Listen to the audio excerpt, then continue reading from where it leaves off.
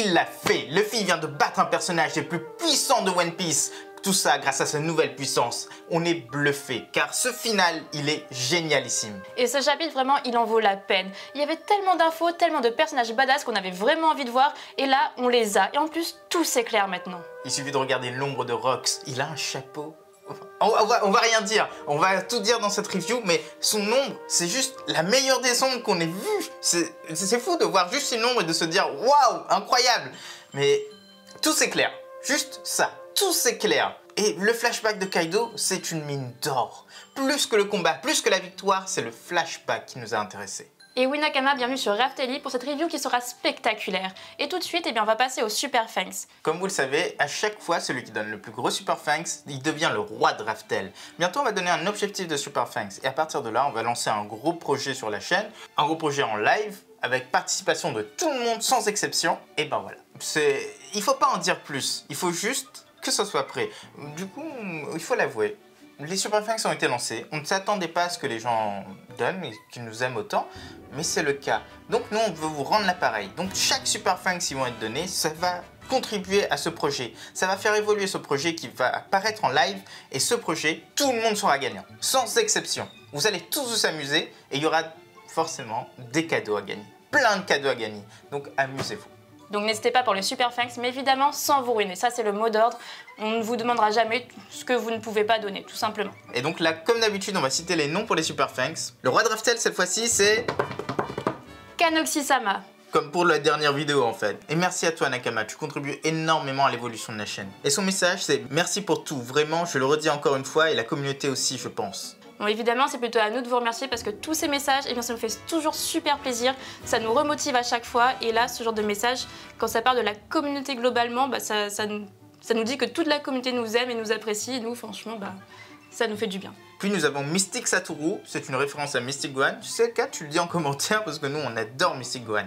Et son message, c'est tu peux faire une vidéo où tu fais ton propre équipage et tu prends qui tu veux comme personnage et tu dis pourquoi tu l'as pris, sinon continue comme ça. Bah oui, on va le faire sans doute en live. Puis après, on a énormément de surprises qui vont arriver, beaucoup de nouveaux projets et qui incluent les lives. Donc là, on tease un peu énormément, mais vous inquiétez pas, ça va arriver très très vite. 3D Flow a piqué 2 € à Nami. Oh là là, le mec, il en a du courage. Fuis. Non mais fuis.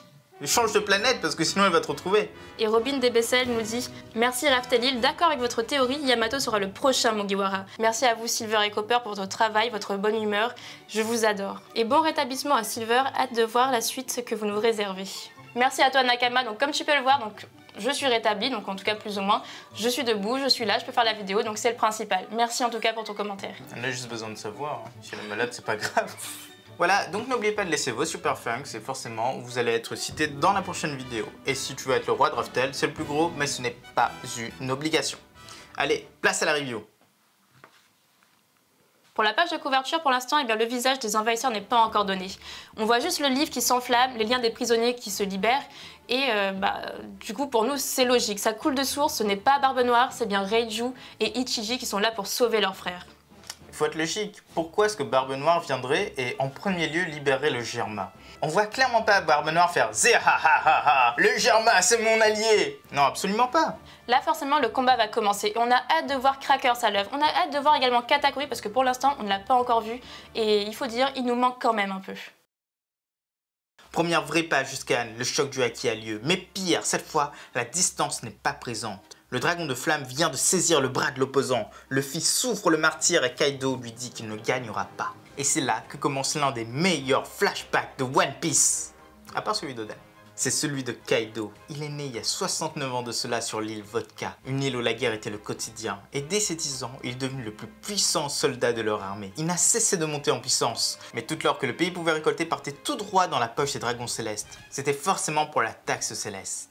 Kaido le supportait très mal jusqu'au jour où son souverain l'a vendu à la marine en échange d'un siège à la rêverie. Forcément il s'est enfui, mais il ne l'a pas fait qu'une seule fois. Il a coulé les bateaux prisons à chaque fois qu'il prenait la fuite, mais il revenait à chaque fois qu'il avait trop faim. Désolé pour la dernière fois, il reste durable?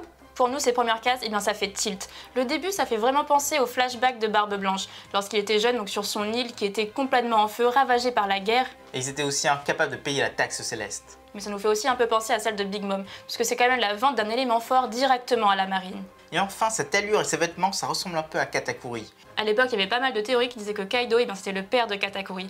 Et là, c'est vrai qu'il y a une énorme ressemblance au niveau des vêtements, mais pour nous, ça ne colle pas du tout. Finalement, au niveau des dates, il y a vraiment quelque chose qui cloche et on est persuadé que ce n'est pas son père. Et puis, il ne faut pas non plus oublier que Big Mom considère Kaido vraiment comme son petit frère.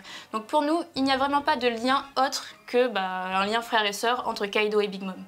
Et enfin, Kaido était un marine à contre-cœur. Il a été de nombreuses fois et à chaque fois il s'échappait, mais il revenait quand il avait faim. Et surtout, on voit son premier avis de recherche et c'était 70 millions de berries, alors qu'il avait 13 ans le marmaille. C'est super classe, c'est le 3e Yonko qu'on voit vraiment grandir, qu'on voit vraiment dans son enfance, avec sa prime, son évolution. Et cette scène, elle est vraiment géniale. Il avait confiance en son pays, Kaido. Il avait une haine des dragons célestes à cause de tout ce qui fonctionnait déjà. Et là, on rajoute une couche de trahison, on rajoute une couche de servitude envers la marine, on rajoute une couche de besoins essentiels, la nourriture, pour revenir à chaque fois. Et ben oui, le pauvre, c'est tout ce lasagne de sentiments qui crée Kaido. Et c'est ça qu'on adore chez Oda, qu'on adore chez les bons mangaka, c'est que les personnages, ils ont vraiment un passé, et tout ce qu'ils font, c'est drivé par tout ce qu'ils ont vécu. Et ça devient génial. Oui, effectivement, c'est quelque chose qu'on apprécie énormément. On voit que Kaido, à la base, il avait quand même plutôt un bon fond. Il était peut-être un peu violent, mais il avait un bon fond. La haine des dragons célestes, etc. Et ça nous conforte dans le fait que il a été un peu tiraillé par certaines mauvaises personnes, tout simplement. Et on a hâte de voir ce qui s'est passé réellement. Parce que le flashback, il est incomplet. On est d'accord, il est totalement incomplet, c'est parce que c'est normal. Mais on continue son analyse. À l'âge de 16 ans, Kaido s'est rendu seul sur l'un des endroits les plus dangereux du monde, la Ruche. Il s'est attaqué à quelques pirates sur place, puis il a rencontré une vraie légende, Barbe Blanche. Et c'est lui qui l'a invité à rejoindre les Rox. Le capitaine voulait voir ce genou et ce jeune démon a accepté. On voit même le navire des Rox et la révélation de ce scan, c'est cette image de Rox qui parle à Kaido. Cette image, Nakama, vous voyez cette image? Là, on a l'ombre de Rox. Il porte un chapeau, non? Oui. Il porte un chapeau et il a une cape. Et on dirait qu'il a des jambes toutes fines. Et qu'il a pas de pantalon, mais peut-être en short. Pas de pantalon, merde. Mais c'est ça. C'est ça. C'est carrément le film. C'est Il nous ça. fait carrément penser à le film. Oula. Ouais. Bref, tu prends ça, tu fais l'ombre de ce truc. Mais c'est ça, Rox. Il avait un chapeau. Il avait une cape. Mais Oda arrête pas de teaser sur ce personnage. Il arrête pas de teaser sur le visage de ce personnage, l'allure de ce personnage. Ok, on est d'accord, Kaido, Big Mom et compagnie, ils auraient dit Luffy ressemble beaucoup à leur capitaine. Mais en fait, c'est dans l'allure, c'est dans tout ça. Rox, c'est le grand mystère. Désolé, je change ça en même temps parce que on va force de faire les cons, on fait les cons. Voilà. Et c'est sublime. C'est sublime en fait, c'est ce petit pic que lance Oda à la fin de Kaido. Mais il y a encore une chose importante, c'est qu'il hurle à Kaido qu'il a une grande nouvelle et qu'il doit aller à God Valley. Là pour nous, ce flashback, il est énorme. Mais par contre, il est vraiment trop court avec énormément d'infos. Nous, on est vraiment comblés pour l'instant. Oui, c'est que Oda a l'habitude de faire ça. Il donne des informations, mais il crée encore plus de mystères. Du coup, t'es dans la merde jusqu'à la fin. Mais bon, on va prendre les choses dans l'ordre. Déjà, Barbe Blanche, il a toujours eu sa moustache, ce mec. Là, c'est le cas. On dirait qu'il a jamais vraiment vieilli. Il a toujours eu à peu près le même visage. Et pour le chapeau de paille, vous en conviendrez, pour nous, il y a comme une petite incohérence. Sur l'image, on a l'impression effectivement que Rox a un chapeau de paille. Alors qu'à cette époque-là, c'était Roger qui l'avait. Nous, on a une petite théorie là-dessus, donc on pense effectivement qu'il y a plusieurs chapeaux de paille, qu'ils auraient tous une entité propre et qu'ils permettraient de rechercher les dits, de les guider et de réaliser du coup leur destin, tout simplement. Mais en tout cas, dans cette hypothèse, le chapeau serait issu de celui de Marie-Joie. Rappelez-vous, il y en a un géant qu'Im-sama garde précieusement. Et si tous les chapeaux de paille seraient issus de celui-ci, parce qu'il avait appartenu à ce Joy Boy en question, le premier Joy Boy, et à sa défaite, il avait séparé son chapeau en morceaux, et en leur donnant une volonté propre, et il a distribué ça autour de lui pour que son successeur soit trouvé grâce à ce chapeau, et non pas que grâce au Gomu Gomu. On a vu que les choses pouvaient avoir une volonté, et à notre avis, il a une volonté. Le deuxième élément super intéressant, c'est que Rox ouvre la porte avec son bras gauche, et non pas avec le bras droit. Bon, peut-être qu'il est gaucher. D'ailleurs, la première fois où on le présente, il tient une épée avec la main gauche. Mais Oda a dit que le grand ennemi de Luffy serait un vrai pirate, un pirate assez mutilé. Et il a fait des images comme quoi il y avait des opposants de Luffy qui présentaient, et il y en avait un à qui il manquait un bras et il avait un canon à la place du bras. Pour nous, Rox, il a perdu son bras et il se bat qu'avec un seul des deux. Comme Shanks, mais bien des années auparavant. Mais on verra ça après.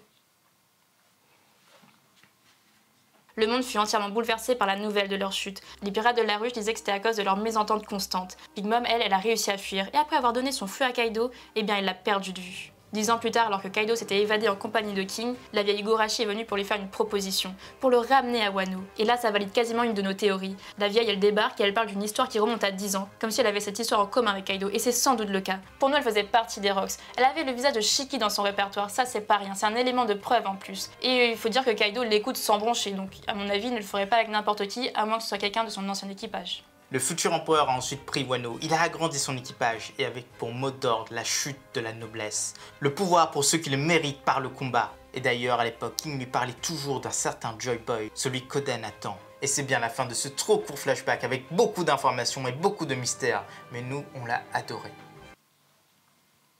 Pendant ce temps, le dernier des membres du 6P0 sur pied fuit les lieux. Vous connaissez l'adage sur les rats? Eh bien il a peur que l'île soit détruite. Yamato hurle sur Momo pour qu'il crée des nuages. Le jeune dragon, lui, se donne à fond. Et les lanternes, pendant ce temps, elles continuent de monter. Les alliés sentent que l'île tombe de plus en plus vite. L'eau de Raizo finit de déferler dans toutes les salles et finissent par effacer les dernières traces de nuages. Denjiro et Yori vivent le moment présent, la fin d'Orochi, la fin de la bataille qui pour eux a duré plus de 20 ans. Et l'île, elle tombe bel et bien. Et Momo de justesse, il arrive enfin à créer des nuages, alors que le poing de Luffy traverse le feu du dragon. Il annonce qu'il veut un monde où ses amis peuvent manger à leur faim et il envoie Kaido valser au loin. Celui-ci s'écrase au sol, l'empereur ne peut que penser à ses propres mots, ceux qu'il avait dit à King. Celui qui le mettra à terre, ce sera lui, Joy Boy. Et c'est la fin du scan. Non, pas la peine.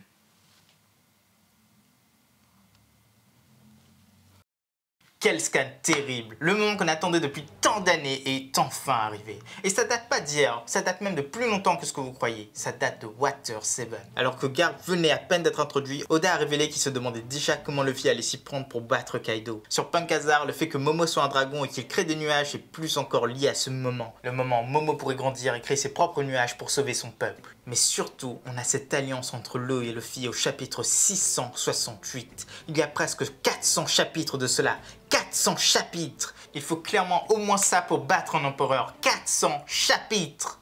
Et entre temps, il y a les événements de Dressrosa, les événements de Zou avec Jack qui semblaient imparables.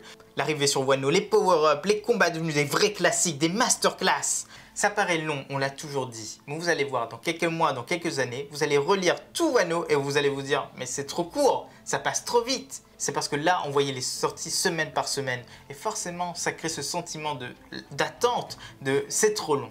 Le plus important avec cette défaite, eh bien, c'est que Kaido il vient d'adouber Luffy. Il le dit depuis le début de la bataille, Luffy est un adversaire de taille. Et il le dit également, c'est Joy Boy qui va le vaincre. Et là, eh bien, c'est Luffy. L'empereur qui n'avait pas connu de défaite depuis tant d'années, eh bien, il vient de se faire avoir en beauté. Et là, on a également Luffy qui tombe. On ne sait pas, il est forcément KO, mais qu'est-ce qui va se passer? Est-ce qu'il va s'écraser au sol lui aussi? Est-ce que quelqu'un va venir le sauver? On aurait pu penser à Sanji, mais il a l'air vachement occupé. Momo, lui, il est carrément KO, il vient de créer des nuages, c'est la première fois, il avait déjà eu du mal, donc là, je pense qu'on ne peut pas compter sur Momo. Donc nous, on pense à Marco le Phénix. Il est venu sur Wano pour aider, et il a l'air vachement en forme pour l'instant, donc là, on est persuadé, c'est Marco qui va venir sauver Luffy. Lui, il est en bon état, relativement, mais en tout cas, il peut encore voler, il peut encore aller sauver les autres, et il est venu pour là. Il n'arrête pas de le dire, place à la nouvelle génération. Luffy ne peut pas tomber en même temps que Kaido. Il doit en fait être sauvé et il doit porter sur son dos le vainqueur. C'est lui qui porte la nouvelle génération sur son dos et il va le montrer en image. Et petit détail, Kaido se cachait bien dans le dragon de feu. C'était comme une sorte de gange protectrice autour de lui. Et pour finir cette analyse, voici les petites prédictions pour le chapitre suivant. Petit 1, le gouvernement apprend la chute de Kaido et il ordonne l'assaut. C'est le moment ou jamais. Numéro 2, Marco sauve Luffy avant qu'il ne s'écrase au sol et il le félicite. Numéro 3, on a un complément de flashback, un complément sur les Rocks. Et enfin, numéro 4, les alliés sont en joie, la guerre est finie, en tout cas selon eux. Voilà les Nakamas, c'est déjà la fin de cette vidéo, la fin de cette review. On espère que ça vous a plu, forcément. Et puis, laisse ton avis en commentaire, dis-nous ce que tu as pensé de ce scan. À quel point tu as été hypé, parce que comment ne pas être hypé. Puis, si tu as quelque chose à redire sur la fin de Kaido, sur la bataille en entier, on a envie d'écouter, on a envie de savoir qu'est-ce qui n'allait pas, pour vous, selon vous, et qu'est-ce qui allait.